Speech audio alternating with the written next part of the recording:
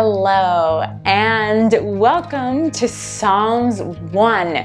Again, we have an incredible and amazing experience to be able to go through a book of the Bible within 30 days and take some time for fasting and just practical challenges that can be of edifying spirit to us. I'm so excited to be here with you guys today to be able to start on this journey together with Psalms 1. So I wanted to read through a couple of points in the chapter and then talk about the fact that we are reading a Psalms. So we are starting at the very beginning. Psalms divided into several books. So Psalm 1, Book 1, here we go. We have a description here in Psalms 1 about the blessed man and the foolish man or the ungodly man, and the description between the two of them. Now, I'm pretty sure a lot of us didn't think that the poetry or literary lessons that we were getting in high school and in middle school and elementary school were going to come back, but here we are, comparing and contrasting. So when it comes to Psalms, we are being able to look into that poetic and artistic side of God. So for me, whenever I read the Psalms, it's nice to be able to relish in the beauty that is being stated and through the words, right? To read the comparisons and the imagery and the hyperboles. Those big words are coming back.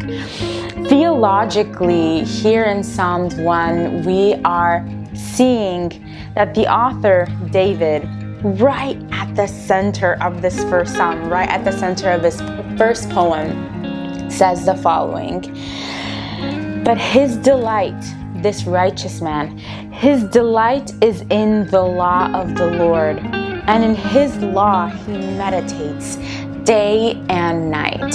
So we're looking at what is that makes this godly individual a successful individual, or makes this individual prosper.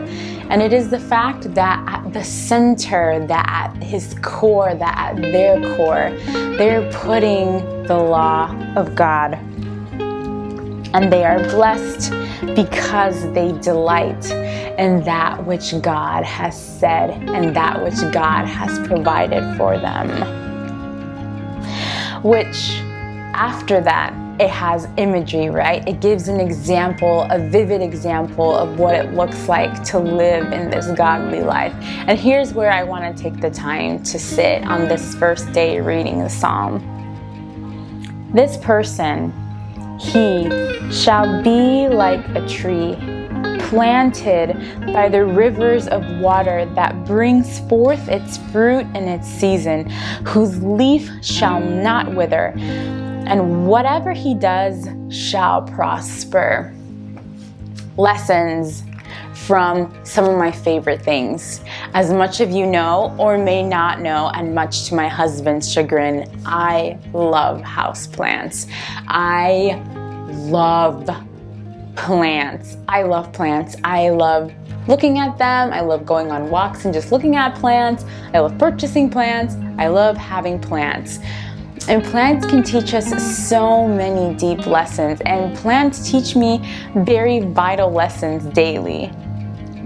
One of the basic lessons of plants is that it requires pretty basic needs: soil, sunlight, and water.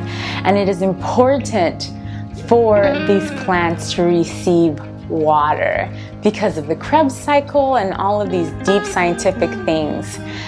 But let's look here. Someone that meditates, that is a righteous person, that is blessed by God. This kind of communication or this language that we see later in the Beatitudes. This person is like a plant. that's planted in a prosperous place, that's planted near rivers of water. Their soil is rich, their roots are deep and strong. Their foliage is so green that it never browns and it never withers, and they are prosperous. And so today, my challenge is for you, my own personal challenge for myself, and my desire is to meditate on these words that we're going to read for the rest of the month, to take them in, to make it feel as if we are receiving water for our souls, water for those roots, that they may grow deeper and deeper, firmly grounded in the Word of God, and allow for this outer being that we see, right? So the roots are beneath the soil. You don't see them unless you pop them out and then you see this whole root bundle. But that which is exposed to everyone, that which everybody can see, that green of the plant can be so vibrant and vivid that they will not see any leaf that will wither, and that we ourselves know that we have been firmly rooted and planted in the law of the Lord. I hope and pray that that was a blessing for you, and I hope and pray that you have a blessing for the rest of the day. Bye.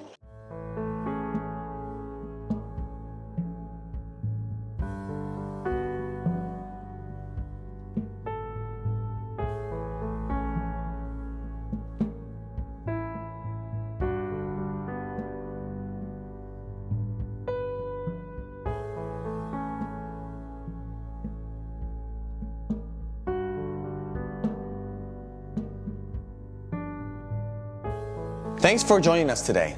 We hope what you heard and what you saw was a blessing to you. For our challenge, I encourage you to think of 5 things that you're grateful for.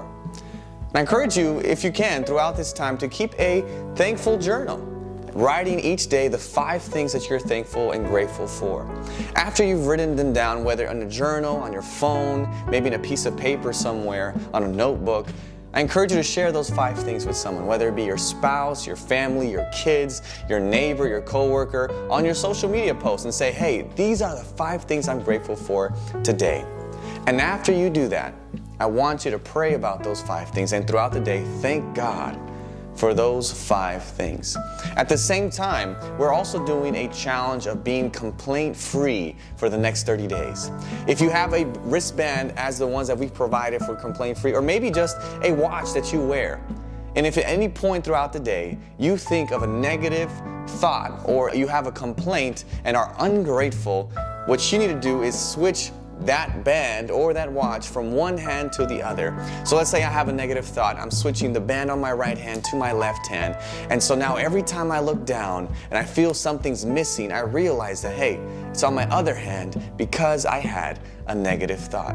Hopefully together in these 30 days, we can learn to train our minds to not think negatively and to be grateful for all that God has done together.